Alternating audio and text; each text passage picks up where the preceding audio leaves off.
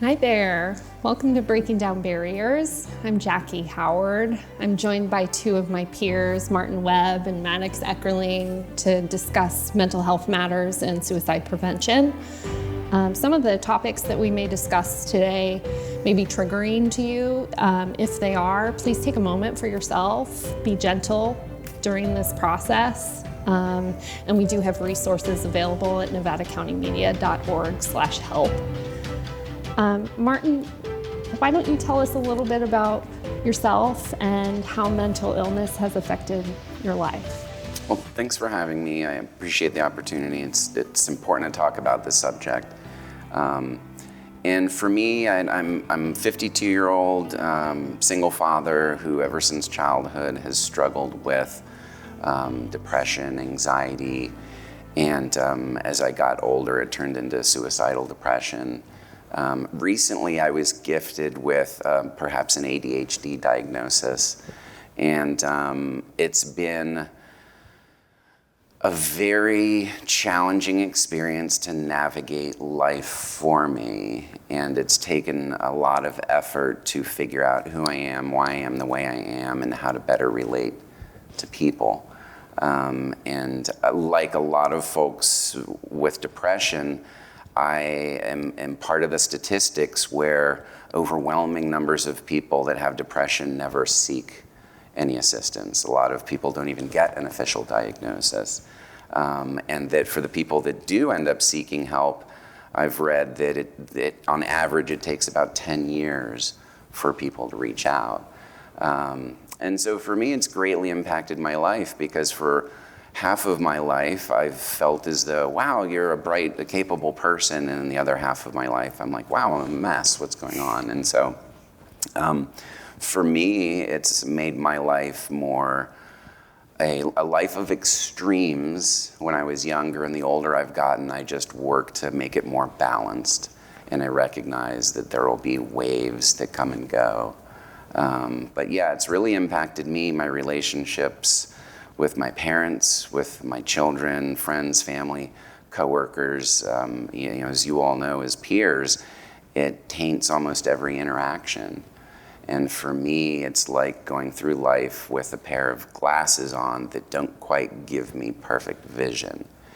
And at first, I was reacting to what I thought I was seeing until I raised my awareness levels and began putting in a lot of work to own my responsibility of understanding mental health and mental illness. And it's a fascinating process because I sometimes don't know if I'm making the right decision or not. Am I thinking clearly or not? And what I've noticed is some of the toughest decisions that require strong boundaries make me feel just as anxious and unsure as decisions that I am overreacting about. And so it's been a lifetime of discernment, really, and gentleness. So yeah, for me, it's been about depression, anxiety, and I'm a suicide survivor. And it still affects me today. So I'm appreciative that you're giving me an opportunity to share my story, and I hope others can resonate with it. Thank you so much, Martin, for sharing. Maddox, how about you? How has mental illness affected your life and what's brought you here today? Yeah, also thank you so much for having me. It's great to have a conversation with you as always. It's really interesting because I'm 18. I'm currently a sociology student, first year at San Francisco State. And so I'm very young and I'm very new to so many things. But when it comes to mental illness, I feel like I'm not young in that department, right? I have a lot of experience with it. I've struggled greatly with it specifically throughout my 4 years of high school, before then as well, but it was really bad in high school. I'm also a suicide survivor. And it's really interesting because the California Department of Education does a Healthy Kids survey every year. And in 2022, when they did this survey, it said that roughly 40% of Nevada County youth feel sad and down, and 20% of them, 20 to 25% of them have actually considered suicide before. And when you look at that statistic, it's alarming because it's saying 1 in 10 students have considered suicide. I mean, that's an extremely high number, and that's a statistic that I'm part of. And so when I learned these numbers, I realized that I've been given a place by being able to survive my suicide attempt, and now with different opportunities that I've gained, I have a voice. I've been given a voice to share, and so I feel that it's my role to share my voice about my experiences so that those who can't share have an opportunity. So yeah, I've struggled with suicide, depression, anxiety. It's definitely been a roller coaster, but like you were saying, as you figure out ways to keep yourself more level, you can find that your life just improves in so many different ways. Yeah.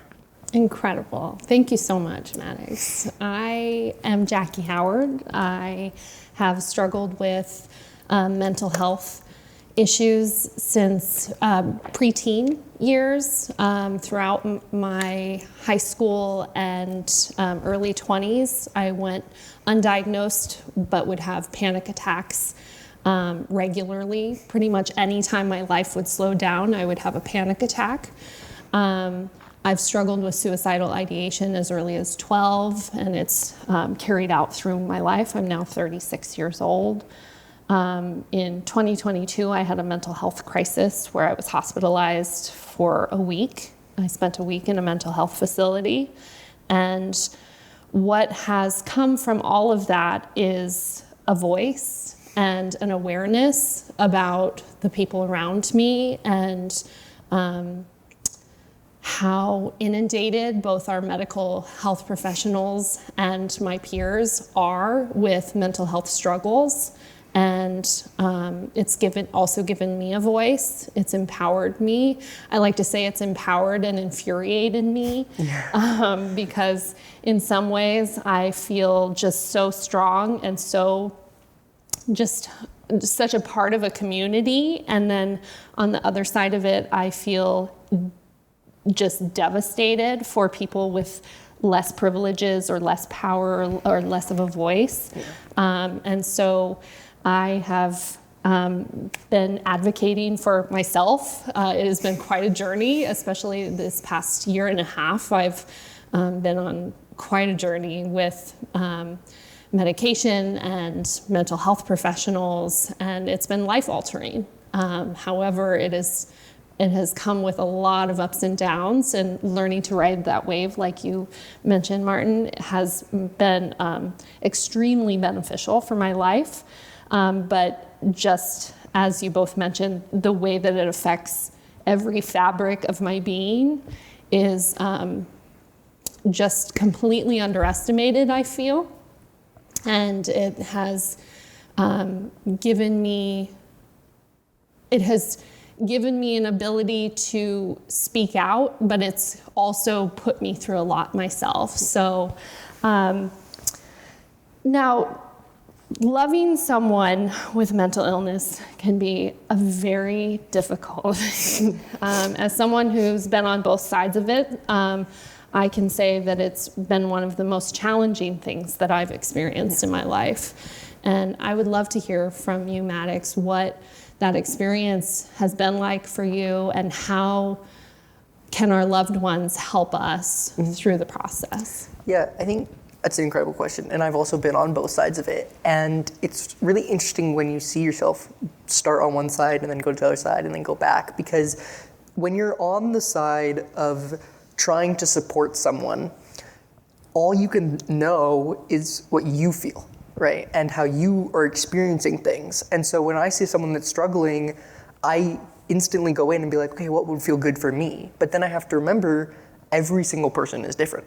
And what works for me might not work for someone else. What doesn't work for me might be like exactly what that person needs. For example, a lot of times when I'm really anxious, hugs and touch are not a good thing for me, right? I'm like, don't touch me. But I know a lot of people that if they're being really anxious, they just want a hug, right? And so looking at every single person individually and being like, okay, what helps you. And so I think we have to have those conversations with people before they're in crisis, right? Because a lot of times we go up to someone when they're in crisis and then we're trying to figure out how we can help them. But at that point, they're not in the mental state to be able to be helped or to be able to rationally tell you how you can help them and what is best for them. And so going up to someone beforehand and having those conversations, while they are probably awkward and hard to have, they're really important so that when you are in crisis, they know how to help you, you know how to help them. And also when you are the person in crisis, being able to give them some leeway, being like, okay, you don't know everything about me, so you might mess up sometimes, and that's okay, but what I need to accept is that you're here for me because you have my best intention, not because you're trying to make things difficult. Even if something you might do does make it harder, you're not trying to do that. You're trying to help me, and just sometimes there's a barrier there. So I think the best thing we can do is just have a conversation beforehand and talk it through before we're in crisis. Love it. Yeah, I think that candid conversation is so powerful, and I would love to hear from you, Martin. What has helped you navigate your struggles and how you've navigated that with people that love you? It's such a huge topic because it's so extraordinarily nuanced. That I've learned that it requires a different form of connection and communication with everyone that's close to me. I've got a tough love father, and I've got a mother that would never give up on me, kind of thing.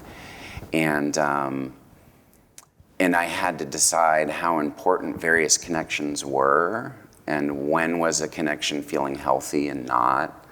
And when it comes to the parent-child relationship, that dynamic is so fraught with obstacles, and it's like a minefield.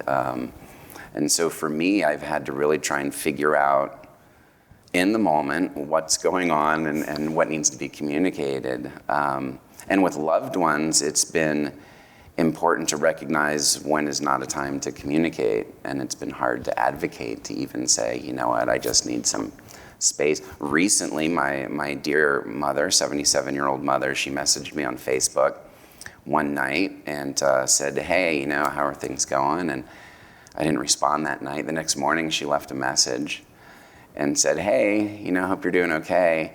And I was still in bed. And within a couple hours, I hadn't called her back. And she called again and said, I'm going to check with your daughter to make sure you're okay. And she was escalating the concern that maybe I had committed suicide. So for me, when it comes to loved ones, I've had to have a completely different relationship with all of them. And try to recognize my limits and my boundaries and when I'm under-resourced and over-resourced. Because, man, if there's anything I learned from my 20s and my youth was that I needed to stop and think before I say something. And the power of realizing that right now, it's most powerful for me to not even talk or connect until I can have a voice. But yeah, the challenge for me has been a lot of internal dialogue and understanding who am I and why am I like this and why am I different, and going as upstream as I can, because I ended up at one point a homeless drug addict as a result.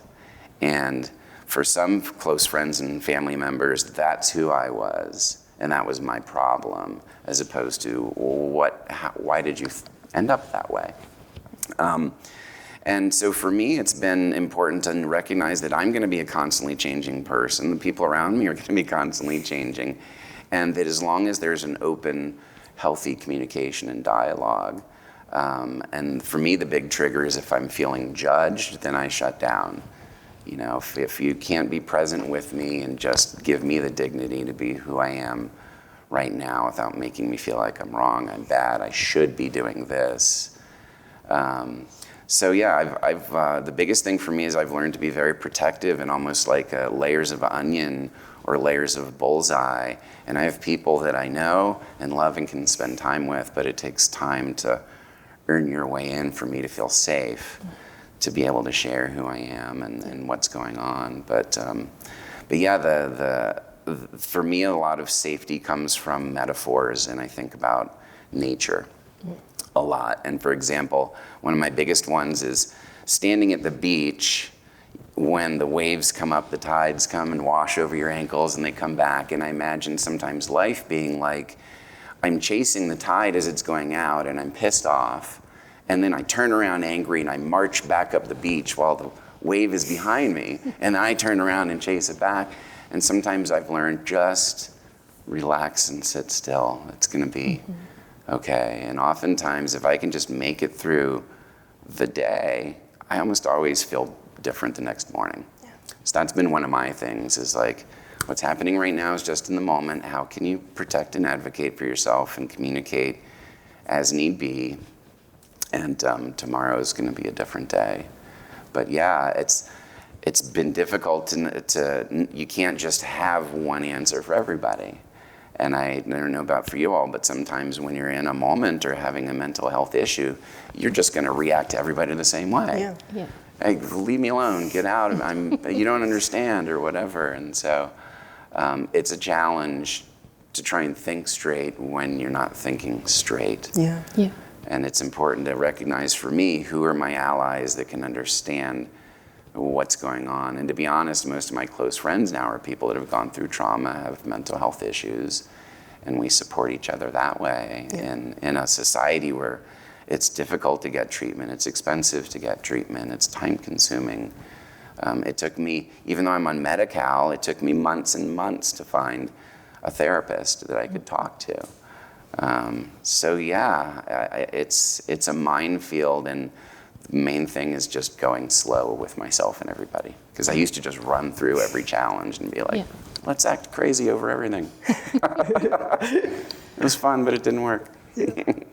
So powerful, both of you. Thank you so much for sharing. I relate so much to it. I feel like the nuances of living with mental illness are so complicated to put in a box.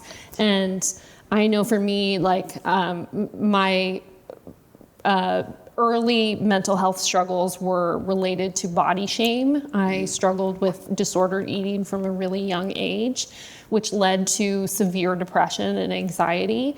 It's something that I still work on daily to overcome.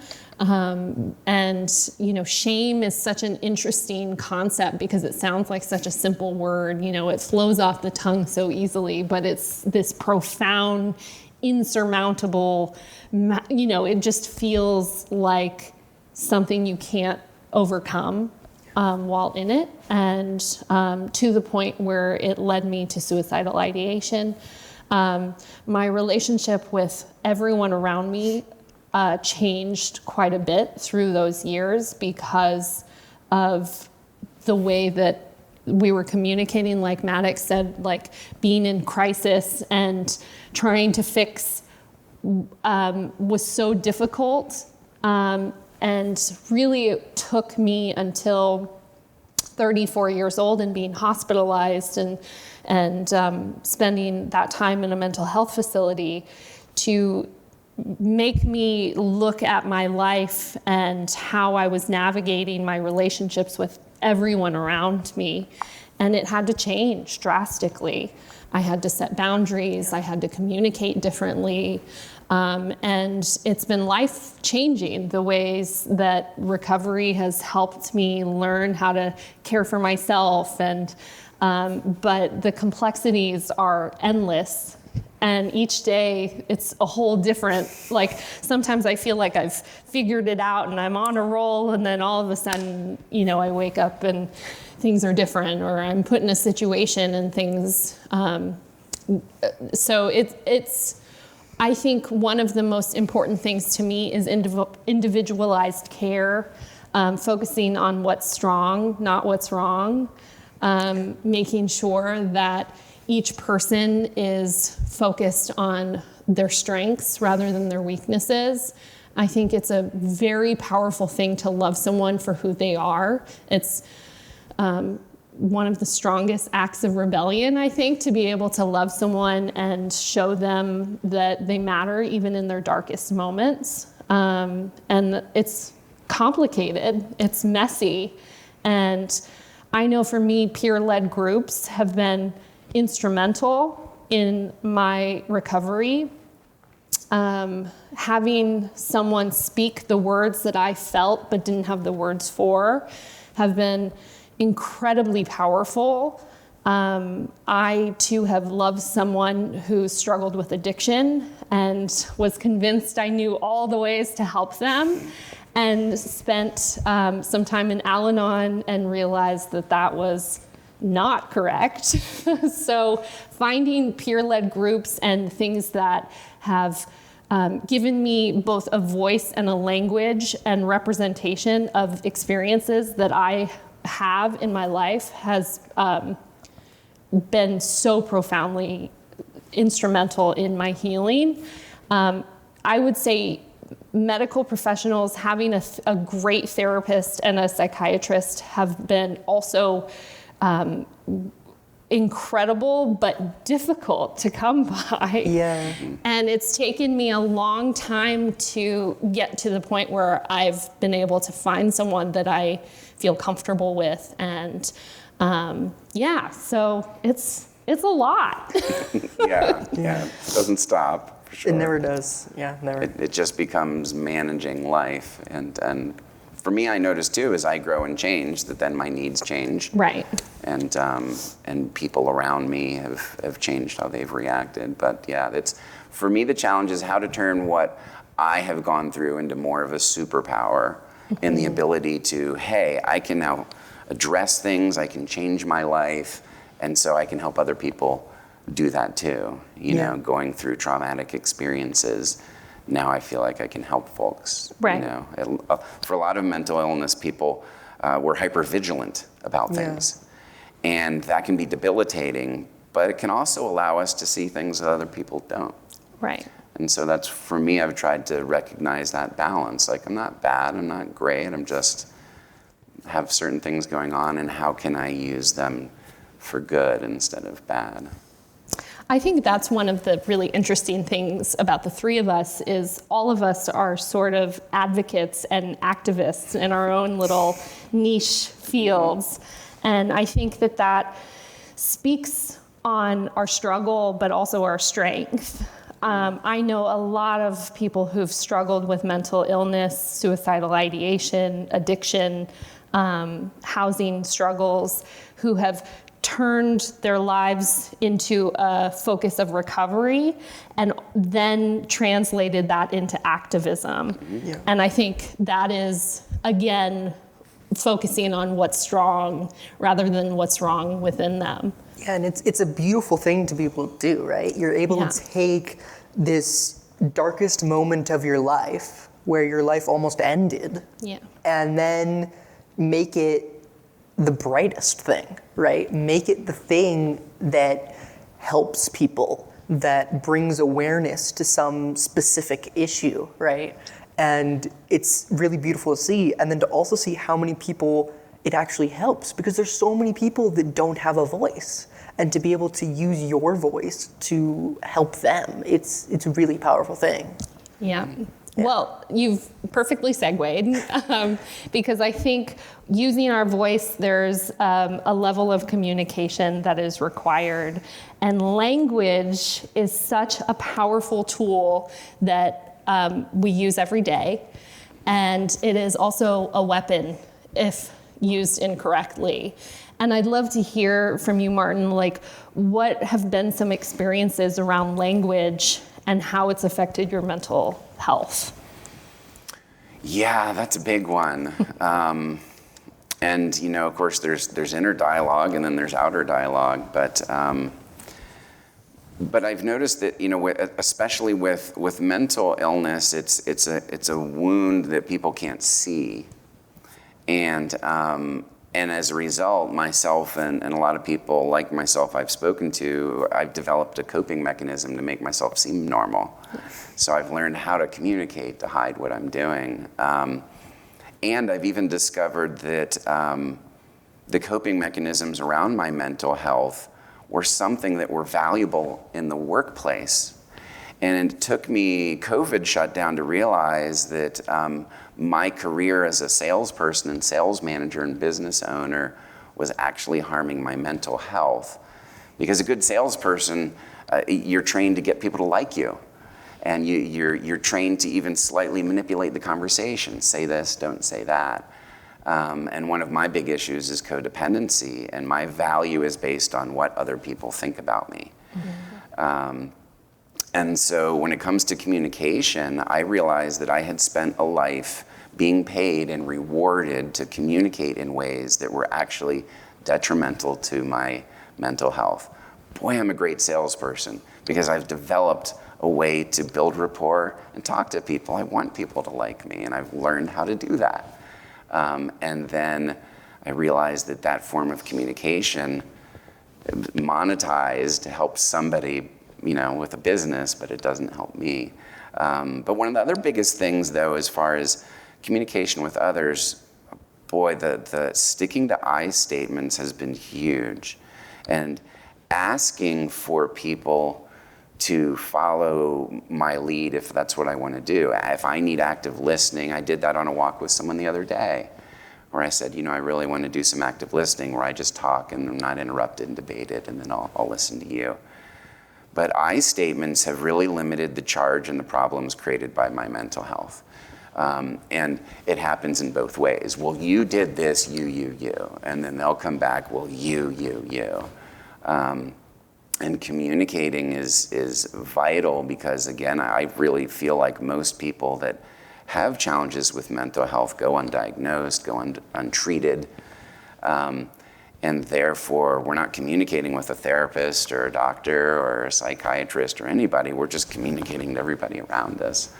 And so, yeah, communication's been a huge, big deal for me, and asking for what I need. If someone is saying something that feels triggering or feels threatening, I have a right to say something. I have a right to back out of a conversation. I have a right to have boundaries. But yeah, communication is really the biggest deal, because I've learned to have one inner dialogue that says I'm a horrible person and I'll always be a failure, but I'm trained to not show that to other people, and how to communicate in ways that allow people to know the real me. And it's fascinating, the more that I've shared who I am, the more connected and close I get to people. But it also helps me separate the wheat from the chaff. Mm-hmm. Like, this is who I am. And, you don't like dealing with that. All right, well, then we probably shouldn't hang out.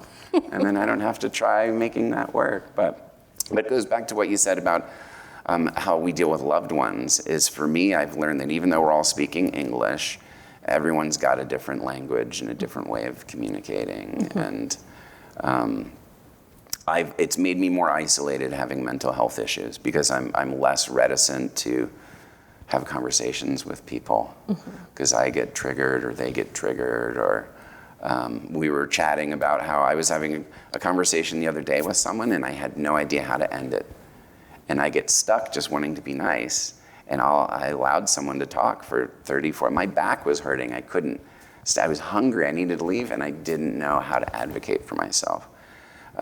So if you can't advocate for yourself, I don't know how we can help heal ourselves, And learning how to communicate who we are and what's going on inside can be so valuable for getting the support we need.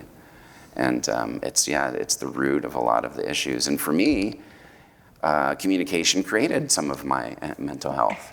That's a lot of the power. I had a head injury when I was a young child too, and I feel like that is part of my issues.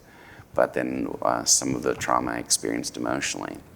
So yeah, communication. Like I mentioned, it's like having those glasses giving me a misperception. It's like having something in my ears that's filtering the conversation. Oh, they said that. That's not what they really mean. So yeah, I can't stress enough, for me, how communication is the center of everything, especially when I find myself at home alone in a spot. And one of the things I've realized when it comes to suicide, in most cases, is it happens when people are alone. Mm-hmm. It's not like, I was at a concert having fun and I decided to kill myself. It's something that really threatens us when we're by ourselves. And so I've learned that I have to really manage my communication with people outside me Because oftentimes, then when I come home, I bring that home, and it just learning how to communicate better and use words that don't trigger me or others. And the I statements is the biggest thing, because that's, for me, that sends any conversation into another zone once it turns into you, and then, oh, you'd like to see how bad I can be with my mental health. Great, let's do it. So, language, yeah. It's really interesting what you see, Martin, about when you're in a group, how that is, better for your mental health in terms of that's not when you think right then and there, oh, I want to kill myself right now. And it's really interesting you say that, because that was actually, for me, when you're alone, that's when your mind starts racing, right? But the way that my depression has manifested is that at random times, such as when I was at a school dance, I was in the middle of yelling my heart out at a school dance, having the time of my life. And my brain was like, you know what's a really cool thought right now? And immediately I started thinking about suicide. And I was like, I'm having the time of my life at a school dance right now. And that's one of the things that I think so many people don't understand is mental illness doesn't wait for a good time, right? It doesn't wait for you to be sitting alone or to be ready to deal with it. It comes out whenever it comes out. And so being able to communicate and communicate with realness. I'm taking a class right now called Communicating Realness. And the whole point of it is to be real in your communication and not just saying what that other person wants to hear, but how you're feeling and what is best for you in that moment. And like you're saying, it's so hard to do because you have these onion layers and you're stuck in your own mind and you just don't want to open up. I'm guilty of this myself. But then when you can finally find that strength to start opening up and starting to be real and communicate your feelings, it's so impressive how many people share experiences with you and how many people truly understand or at least are willing to try and understand. And I think that's such a beautiful thing about communication is anyone can understand anything if you try. Mm-hmm. All you have to do is try and listen, and you can understand anything you want to understand. And so when we are experiencing things and when we show how we feel to someone, we're able to allow them to understand what it feels like for us. And so back to the question on, what was the question again? Sorry. What was the question? Language. It was about language, communication, and just how important language. Communication, language, right? Yeah. I find at school sometimes, especially when I was in high school, one of the really popular things to say is, you should kill myself, or I'm going to kill myself whenever you do bad at something, right? Mm-hmm. And it's this thing that's a standard phrase that you hear multiple times a day in high school, and it's never said seriously. But it's such a damaging thing to say because what if it is said seriously, right? When we say it unseriously, we're, that boy who cried wolf, right? You say it over and over and then everyone's like, oh, they don't mean it. But then when they do, what happens?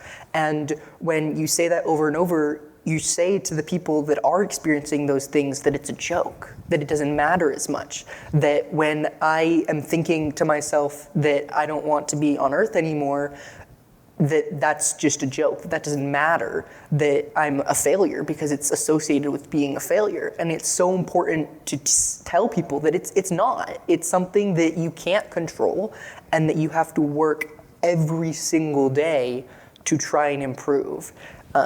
And yeah, it's crazy how high schoolers don't communicate, and when they do communicate, it's always through jokes, and it's never serious, and it's always triggering. It's very interesting to hear how triggering high schoolers' language really is, and so, it's just.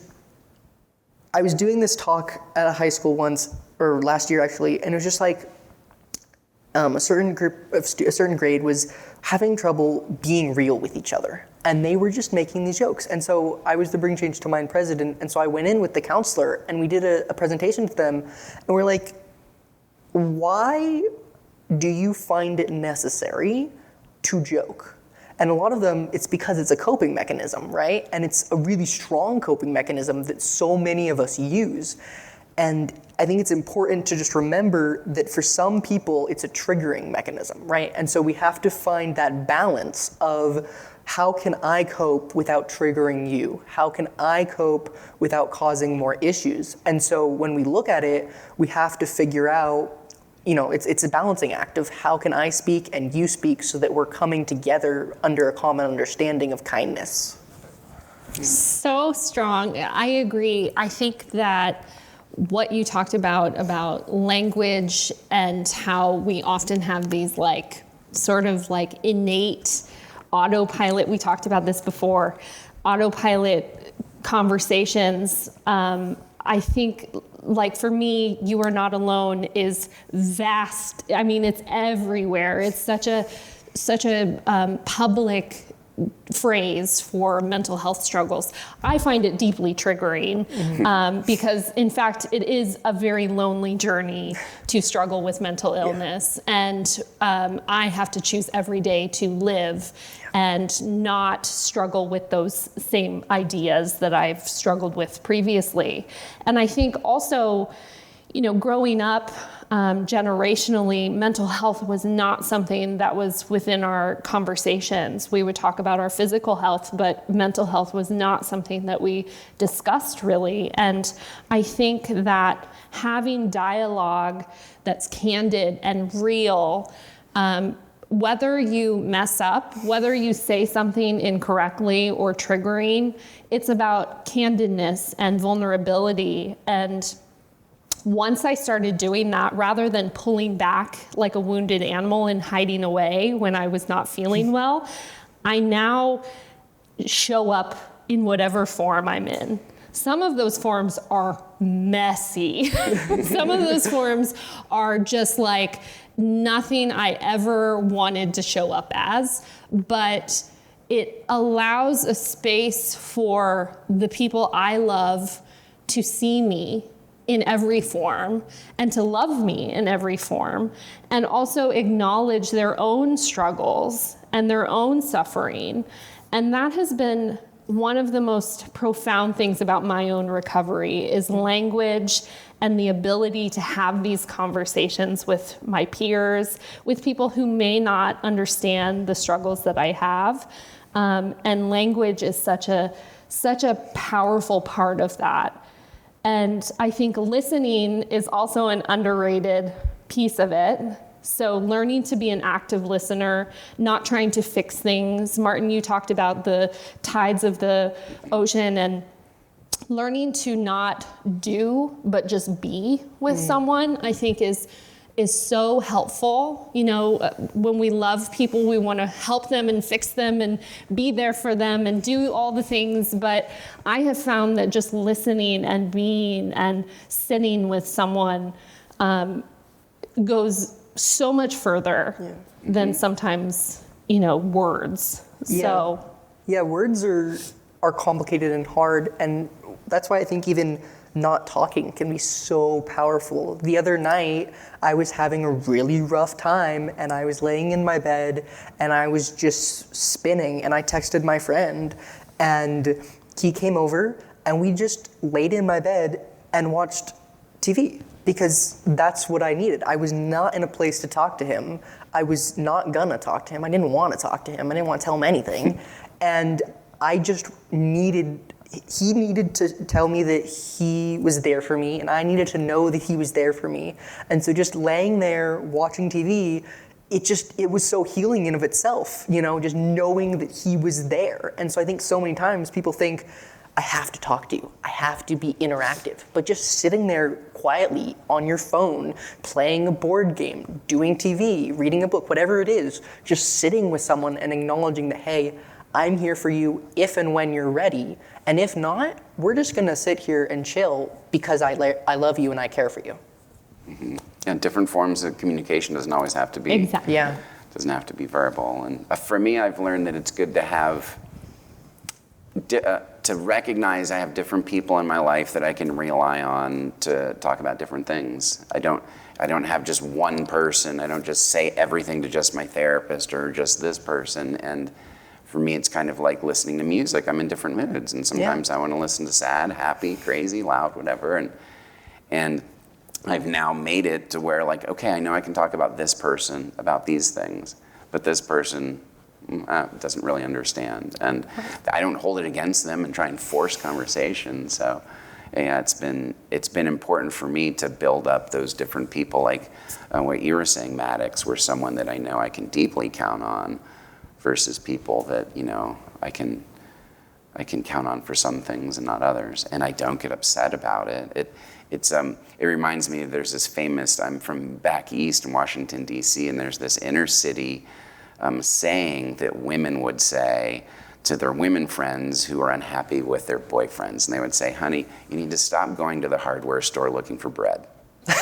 And that's when it's like, yeah, you can't be angry at that if they can't give that to you. And so for me, it's been valuable to make sure that I have different people that know different levels about me. And some people would be the ones I'd invite over, like Maddox was talking about, and other people I just need to say, you know, I'm sorry I didn't respond to your message. I'm just on the inside right now being a cocoon, and I'll reach out when I need to. So yeah, it makes a lot of what we're talking about, it makes the challenge of mental health and illness even that much harder, because we have to work that much harder to communicate and figure out what to say and how to say it. Am I saying the right thing or not? I don't trust myself anymore. And it's it's an ongoing process that just feels like it never ends. You just have to get smarter and better at learning who we are. Mm-hmm. I think that's where grace, or whatever you want to call it, comes in, is like knowing how to meet someone where they are and knowing where your boundaries are within that, but also not holding it against them when they make mistakes or they, you know, that I think this whole thing is so nuanced and complex that there's times that we're all going to mess up, and I think that that's the conversation and the influence that I hope to have, is that we're all human. We're all doing the very best that we can, but being able to like know that what you say affects other people, what you do, how you are, there's a ripple. And I try to live each day with that idea in mind, and use that with every encounter I have, whether it be the gas station clerk or the restaurant server or my peers here today. I really try and think about language in that way, and just acknowledging them as a human being doing the very best that they can. Because I have found that suicidal ideation is not something that just like you get fixed and you're done. It's something that, for me, I ride waves of it, you know, throughout my life. And I've also had to make sure that I've been housed and had financial stability and gone to school or worked a job or had friends and family. Like, there's a lot that we each handle every day. And so I try to remember that there's a little tiny ripple in each interaction that I have and the language that I use. And sometimes it goes really well, and sometimes it doesn't go so well, but I do try and acknowledge that that I play a part. Yeah. Well, have we covered it all? For the moment. Yeah. We'll be different people tomorrow, and we Yes, had a different conversation. What about how to get help? Yeah. Each of us, I think, has had a journey in getting help and what that looks like. Martin, do you want to talk about that a little bit and what has helped you? Yeah, it's been a struggle that's been dictated somewhat by either my finances or my support network around me. And as my needs have changed and as I've matured and grown, but still carried different issues along with me, what I've noticed is there isn't any one thing even for myself, much less we know there's no one thing for everyone. So a really big part of my life when I was at my lowest, this was just several years ago, I was helped by some 12-step meetings, which are free, easy, anonymous. It feels like one of the metaphors I use is that I was given this brain that's like sort of a sports car, but I don't know how to drive it. And sometimes I'm doing great, and other times I'm wrecking it right into the wall. And so I think of therapy sometimes as like I need a mechanic that can help tell me how to drive this thing. But then these 12-step meetings are a do-it-yourselfers meeting where everyone gets together and is like, so what are you doing in your garage? You get to listen to them talk about, their thing. And so it's like, sports car enthusiasts working on their cars together. And it was immediate, it was free. And then there was a point where all of a sudden I quit going, but they still impact me. And I still live that life in many ways. And then therapy has come and gone. That's been a really difficult challenge. As anyone that has tried to find a good therapist, it can be really challenging to find someone that you feel like your needs are met. And then making sure that I'm learning as much as I can about myself and owning as much of my own responsibility. Like you and I have had conversations about the acronym HALT, H-A-L-T. And I learned that during my various stints through drug rehab, but it's been a major help with my mental health, and it stands for hungry, angry, lonely, tired. And I was taught that if you're feeling any one of those, if you're upset about something, check to see if you're feeling any one of those things, and if you are, deal with that first before you deal with the other thing. So for me, metaphors and acronyms, and because for me, like a lot of folks I know, my mental health challenges are a mix of things. And so just like a diet of food, my health for my mental health requires a mix of things. And sometimes it's just walking out in nature and not being around anybody. And sometimes it's talking to a close friend. Sometimes it's a therapist, it's a podcast. So for me, it's been something that's just an ongoing piece of work, almost like I said, working on a car. It's gonna constantly need work. Oh, now this needs changing. Now that needs changing.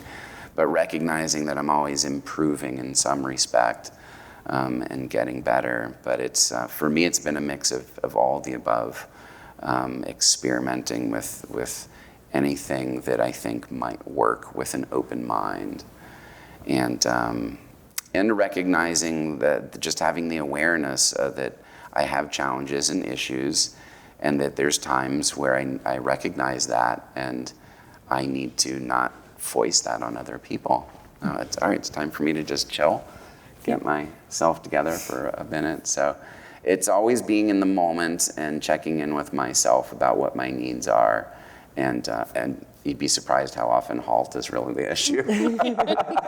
If you have mental health challenges, it just makes that even worse. It just opens them all right up and throws them on the floor. Yeah. So self-care and learning how to communicate and build a very close, supportive team of people has really saved my life. Knowing that I have some very safe relationships that I can communicate with them. And that's been my help. And then for people that are on the outside, I was really helped when I went to Al-Anon, and that taught me about how to not obsess about someone else's issues and own our own reaction. And so for anyone that's on the outside, there are ways to help make yourself more resilient, so that when you're faced with someone that you love having challenges, you know what to do and what not to do. And so I don't know, it's just a whole mix of solutions and support that always changes from one day to the next. And we know that in the end, sometimes none of those resources are available. You might not be able to get a hold of any friend or family member or therapist, and we're on our own. And so for me, I've learned to prepare for those times where I'm going to be white knuckling it. And one of the tricks I've played on myself when I think of suicide sometimes is I'll try and remind myself, you don't want to totally kill yourself. You want to kill a part of yourself. You want to kill off the part of yourself that is hurting and is having these issues. And it allows me to then accept this thought, as opposed to being in this moment where like, oh my God, I'm about to kill myself. And it's this Instead, I'm like, oh, yeah, come sit down. We do want to kill a part of ourselves, don't we? And playing those, mental tricks to prepare myself when I'm in the moment that I can make it through another day. That's beautiful, Martin. Thank you for sharing. And Maddox? Yeah, I mean, I have to ditto everything that you just said, Martin. But I'd also say that, like, it's so interesting because there's so many things out there that work and don't work, right? And part of it is being in touch with yourself and what you need. But also so many times we have no clue what we need. All we know is what we don't need, right? And so as you're rummaging through, all the tools that I've learned through therapy and friends and being in the hospital and all these things, I'm like, nope, not that one. Nope, not that one. Nope, not that one. Nope, not that one. Oh, that one's okay. And then you go through and eventually you will find something. And it's just being patient with yourself is so important because I think so many times I'm in this dark space and I'm like, I have to get out of it right now. I need out. And then I get anxious and I work myself up because I'm depressed. And then I'm anxious and depressed. And it just gets worse and worse. And so when I am in a low mood, I'm like, okay, I'm in a down right now. I need to just sit in this feeling for a minute, just let myself be in that moment for a moment, and then think, okay, why is this coming on? And start just being patient and calm with myself and saying, okay, you know the tools to get yourself out of this. You have breathing techniques, you have a friend, you have your favorite Netflix show, you have things that work, and just being calm and allowing yourself to take the time you need, and to just allow yourself to do what you need, which I think is one of the really cool things about the education system right now, is that I'm able to talk to my professors and say, hey, I can't turn in my assignment right now. I'm just in this mood. And because I talked to them earlier, they're able to give me that time. And so I'm able to take that time to say, hey, not right now. I need to work on me and figure out what's going on and allow myself the time to heal. Because so many times we rush ourselves out of that, and we just need to take the time and the energy to just allow ourselves to figure out what it is that we truly need. Absolutely. I mean, ditto to both of you. I have found that different times call for different things for me. Sometimes I feel very introverted and don't want to talk to anyone, and sometimes can't even find the words. And so podcasts, audiobooks, sitting in on a 12-step meeting or a support group meeting has been very beneficial. COVID really changed the way that support groups operate, and in many ways it's helped me tremendously because I am not someone who likes to be touched, and a lot of these support groups you hold hands at the end, and so finding virtual groups has been really beneficial for me. And sometimes I'll just sit in and listen. Sometimes I'll share. It depends on where I'm at mentally. And medication therapy has been really beneficial for me, but I too have struggled with finding the right therapist, or there's been wait lists, and sometimes you need that help right away, and waiting feels like this tremendous boulder that you're pushing up a hill. But I think that animal therapy and nature therapy, you and I have talked about this, have been very beneficial. I adopted a beautiful pit bull 7 years ago, and really that was the crux for the change for me. Having a life to take care of and be responsible for, someone that forced me outside every day. And nature therapy is something that I struggle with. I tend to be agoraphobic, and so leaving the house can be really difficult for me. I'd have panic attacks just like walking out the door. But having a dog that forces you to take a walk every day and soak up 10 minutes of nature and practice breathing and just practicing being, like Maddox talked about, rather than rushing out of a feeling or and Martin, you and I have talked about this previously about just exploring these ideas rather than being like, no, this is a closed off room that you're not allowed to go into.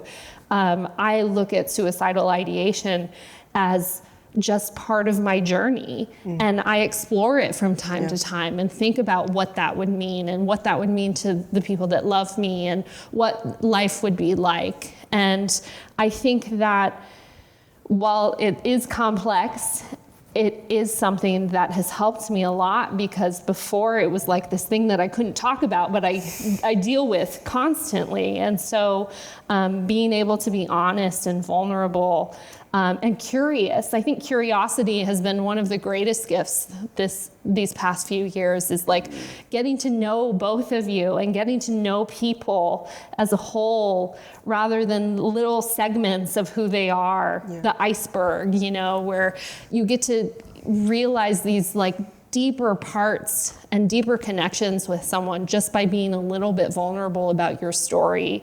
I have found that has been tremendous in my healing. So now I just stay as vulnerable as I can in any given moment. Sometimes it feels very uncomfortable, but I try and push myself when I'm feeling strong. And that is... Peers have been what has led me to my greatest self-discoveries. Hearing stories from others has been the thing that has healed me the most and helped me look inward and know what I needed in a given moment. And I can't thank you enough, both, for being here and sharing your stories. Thank you. I firmly believe that there are a lot more people, as we know, that have similar issues but just don't talk about it. And in today's world, especially it's so screen-based, we're trained to project the best possible image of ourselves and keep, the true self hidden. But, I think the more that we can open up and communicate, the better off the whole world is going to be. And I like what you said about curiosity, because it reminded me that, as we know, mental health challenges like this haven't really been researched or talked about throughout the generations up until recently. And so even staying curious to what works and the therapies that work, there's amazing new stuff constantly. And so I'll obsessively read different articles about someone, like, how did they get through this? And it's everyone's a different, unique person. And so it's just a matter of figuring out what other people are doing and how we might be able to apply those. And I'm grateful that you're giving voice to this, because this is a necessary topic that, for me, appears to just be more challenging because the world is getting more challenging. I mean, if folks don't start feeling anxious and worried and depressed, then what are you watching? Because there's a lot of challenges right now, and it's important for all of us to stay together, and communicating about it is a way for us to stay together instead of shrinking at home. I'm glad the three of us aren't sitting at home underneath the covers wondering why we're alive. And I appreciate you giving me a moment to really feel free and safe. So thank you. Yeah, thank you, Martin. Absolutely. And it's so beautiful, because like what you just said, Martin, about how every single person experiences everything so differently, right? Mm-hmm. And when we just get under those covers, there's no way to talk. And when we're able to share our experience, especially through, group therapy and those sorts of things, we gain from sharing to them and from them sharing to us, right? Because as they share their experience, we're like, oh, I got that, I had that too. And then as a group, we talk through it, and now both of us have just healed some. And I think that's so powerful about what we're able to do with something like this, is by sharing our story, we're able to help someone else through theirs. And I think that's the most powerful thing that we can do, is be vulnerable and share your story. And so it's just such a beautiful thing. And so I'm so grateful that you're allowing us to share and to help hopefully make someone else's, life a little bit easier, hopefully. Mm-hmm. Martin, Maddox, thank you both for being here, and thank you to our wonderful audience. Thank you, I think Jackie. we've covered it. Yeah. At least for now, like you said. Yeah. It's an ongoing issue, and the world's changing, so let's hope that everyone that is listening is able to feel better about life and continue to make improvements, because it's going to ripple and affect everyone. So Thank you so much for this platform. I'm Jackie Howard. Thank you for tuning into this episode of Breaking Down Barriers.